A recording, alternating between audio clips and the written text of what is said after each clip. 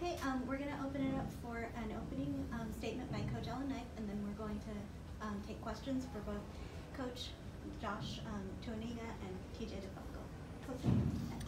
Yeah, well, I think the match was definitely all it was built up to be, which is not surprising to me.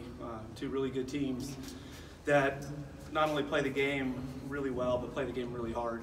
So, but I think before we go too much further in the press conference, I think that it goes without saying that was a tremendous crowd tonight, and that's a credit to the volleyball both teams are playing, but more importantly to the community for coming out. We got some great things happening in our athletic department right now, and it took a huge team effort to get the word out, because we've had some big matches in here before, some highly ranked teams, and didn't necessarily have that kind of crowd. So thank you to everybody involved, to getting motivated and creative to make that happen. I know my guys really appreciate it. I know UCLA, they really appreciate it. It's great for our game. Questions? After dropping the first set, what did you tell the team? Well, you know, it's been a while.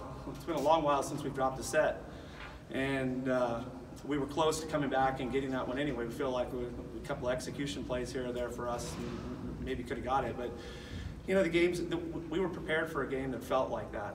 And we thought games would be close, and we certainly didn't come into the match thinking we needed to win 3-0 to win the match. So mindset-wise, it was more of, all right, there's a lot of things we could clean up on our end. We hit a pretty low number in the first set, which is something that's really, really uncommon for us.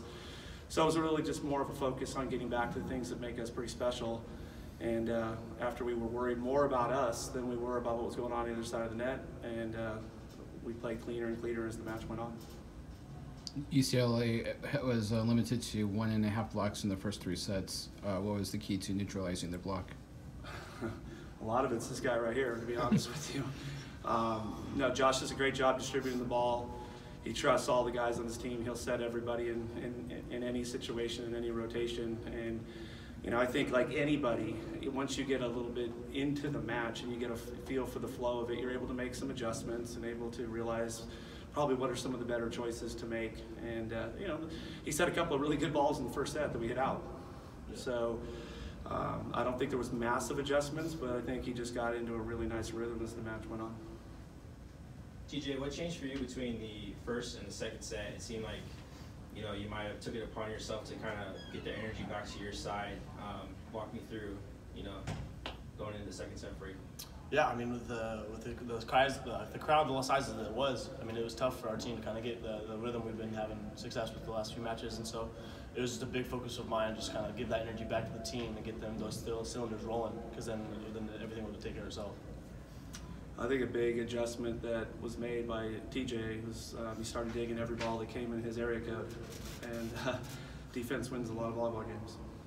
Did you set him aside, maybe have a specific message to TJ himself after the first set loss? No, that's an internal clock right there, or an internal engine right there to drive that. I'm going to do even more to make sure we're going to win the match, and you know that's what great players do.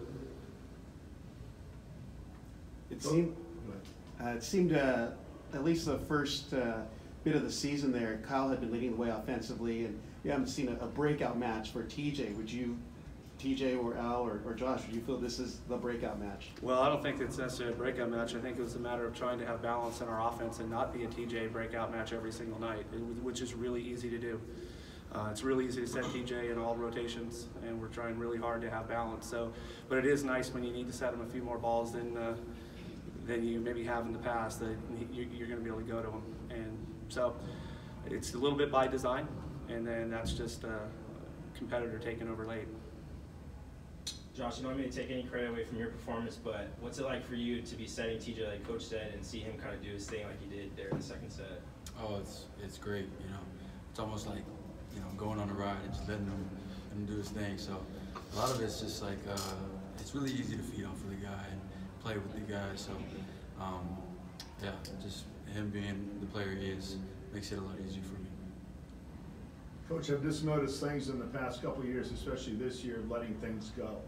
When things happen on the court, it used to be held on to, and I am just more impressed in seeing now the maturity of your players, that they let things go and they jump right back into it. Well, it's a big part of what we try to be. It's easy. It's really easy to be in the last play in this sport and critiquing what you did wrong, what you could have done to get that last point. And the problem with that, obviously, it does nothing to prepare you to help you win the next point. So it's easier said than done. We do spend a lot of time talking about it, a lot of time training it, a lot of time talking about it in practice and giving them opportunities to get better at it. But in all reality, it's really difficult to fast track that learning curve until you've been through some big moments and you've been through some adverse situations and you realize the best thing I can do is worry about just focus on how we're going to win this next one, not get caught up in the last one or 2 points from now or what happened in the last set.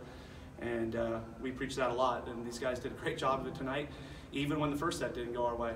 I was really proud with the composure of the guys late because we came back and we got close. We had a chance to make that really interesting at the first set. And once we got going like that, I had a pretty good feeling we were going to start playing pretty well in the second set. Coach, you guys haven't had the most intense competition leading up to this game. How big is a win against a team like this for this team? Yeah, I think that regardless if you talk to either head coach, I think they would tell you these are important matches right now to play. You need to go through these matches. You need to have this adversity. You need to have both teams playing at a high level, big crowd. I mean, it's not going to get any bigger. It doesn't matter what match we play in at any point in the season. It won't feel any different than it did there tonight. That's awesome. If you can reproduce that in your own gym, that's big for us. So I think that the most important thing is that what you can take from these matches and try to get better. We pride ourselves on trying to get better after any match we play. We won a whole bunch of matches in a row without dropping the set. We kept trying to push to try to find ways to squeeze out a little bit more. And we'll do that. We'll do that the next couple of days in practice, because we get to turn around and go up to LA and play these guys up there, and we expect very much the same type of fight. Josh, what was the preparation like going up, knowing you had a week to prepare for a team like this? How locked in were you guys all week in practice? Pretty locked in. You got guys like TJ who, on a constant basis, reminds us how hard we need to bring it in practice, and constantly talking, constantly, preparing. Just that emphasis on early prep for everything, whether it's passing, setting, hitting, all that deal. So our gym is full of guys that really aspire to get at least 1% to 2% better every day. So just to feed off of that again, it's even harder to kind of drift off away from that versus just ride the train with it. Josh, you went against one of the more aggressive setters in the country, Mike Amala, and seeing him get 4 kills on the night, you didn't even attempt one, at least on the stat sheet. I saw you dump one earlier, but what takes it for you in your mind to say, hey, I think I got to get my own here? That's not really the mindset for me. Mike is an unbelievable player, and playing against him is tough.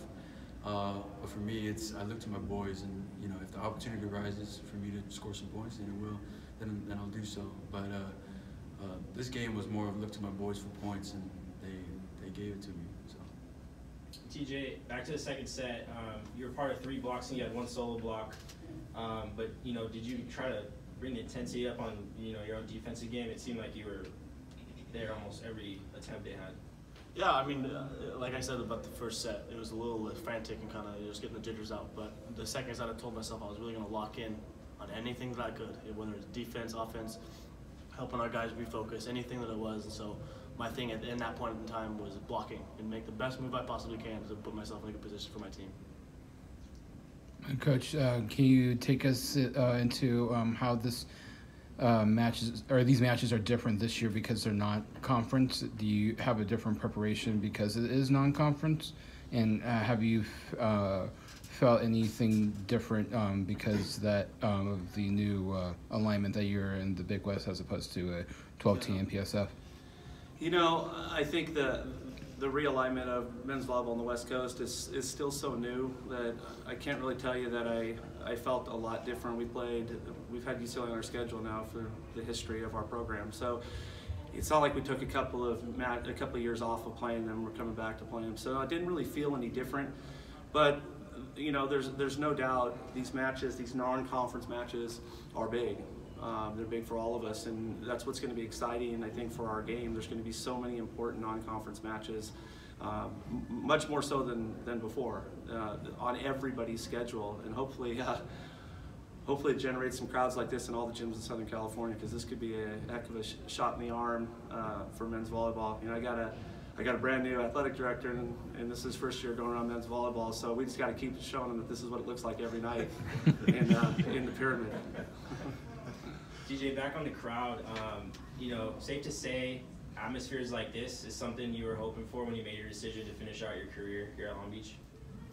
Yeah, I mean, I just got to give credit back to my team, and and all the great things that we're doing day in and day out in the gym.